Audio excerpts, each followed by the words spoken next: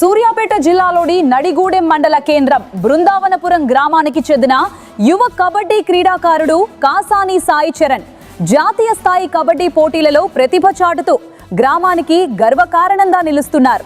నిరుపేద కుటుంబానికి చెందిన సాయి చరణ్ తన కృషి పట్టుదలతో జాతీయ స్థాయిలో గుర్తింపు తెచ్చుకోవడంతో గ్రామ ప్రజలు ఆనందం వ్యక్తం చేశారు. బృందావనపురం వాసి జాతీయ స్థాయిలో ఎదగటం గ్రామానికి ఆదర్శమని సిపిఎం మరియు డివైఎఫ్ఐ నాయకులు పేర్కొన్నారు. ఈ సందర్భంగా డివైఎఫ్ఐ జిల్లా అధ్యక్షులు కాసాని కిషోర్ సాయి చరణ్ ను శాలువాతో ఘనంగా సన్మానించి అభినందనలు తెలిపారు. క్రీడా రంగంలో మరింత ఉన్నత స్థాయికి చేరాలని ఆశిస్తూ శుభాకాంక్షలు తెలిపారు.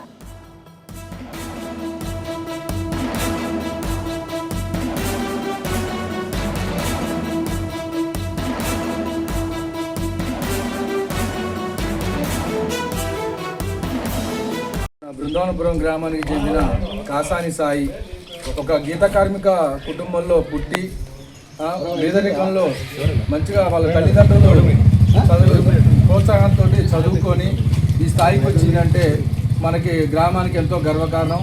నేషనల్ స్థాయిలో కబడ్డీలో సెలెక్ట్ కావడం, వాళ్ళ కోచ్లు వాళ్ళ గురువులు గొప్పతనం, అలాగే వారికి ప్రత్యేక ధన్యవాదాలు.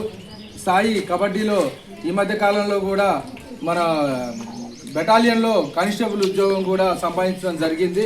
అలాగే ఈరోజు గ్రామంలో యువత సాయితో పాటు ఎంతోమంది రకరకాల వారి రంగాల్లో క్రీడలలో రాణిస్తున్నారు. వారందరూ కూడా ప్రత్యేకంగా మేము ఆల్ ద బెస్ట్ చెబుతూ రాబోయే రోజుల్లో ఈ గ్రామంలో ఎటువంటి క్రీడలకు సంబంధించిన మేము ముందుండి ప్రోత్సాహం అందిస్తామని తెలియజేస్తూ సాయికి ఈ గ్రామం తరపున మా యువజన సంఘం తరపున ప్రత్యేక ధన్యవాదాలు తెలుపుతూ ముందు కాసాని సాయి అత్యున్నత శిఖరాలు అధిరోహించాలని, ఈ గ్రామానికి మంచి పేరు తీసుకురావాలని, సాయితో పాటు అలాగే మిగతా క్రీడాకారులు కూడా వారి రంగాల్లో రాణించి మన గ్రామానికి మంచి పేరు తేవాలని, వారికి అండగా ఎప్పుడు నిలుస్తామని, అలాగే గ్రామంలో కొంతమంది సహకారంతో ఈ సమ్మర్లో ఒక క్యాంప్ కూడా ఏర్పాటు చేస్తే కబడ్డీ క్రీడలకి మేము ముందు వచ్చి శిక్షణకు 2 నెలలు ఇవ్వాలని ప్లాన్ చేసుకుంటున్నా. దాన్ని మిగతా పెద్దలతోటి యువతతోటి చర్చించి దాన్ని ముందుకు పోయే దిశగా నేను చొరవ తీసుకుంటానని ఈ సందర్భంగా మీకు తెలియజేస్తున్నా. ఏదైనప్పటికీ మన గ్రామంలో ఇటువంటి పరిణామాలు జరగడం మనకందరికీ మంచి శుభ పరిణామం. అందరికీ కూడా అది సాయిని ఆదర్శంగా తీసుకొని మనంతా వారికి తోడ్పాటు అందించాలని ఈ సందర్భంగా తెలియజేస్తున్నా. నాకు అవకాశం ఇచ్చినందుకు మీ అందరికీ ప్రత్యేక ధన్యవాదాలు.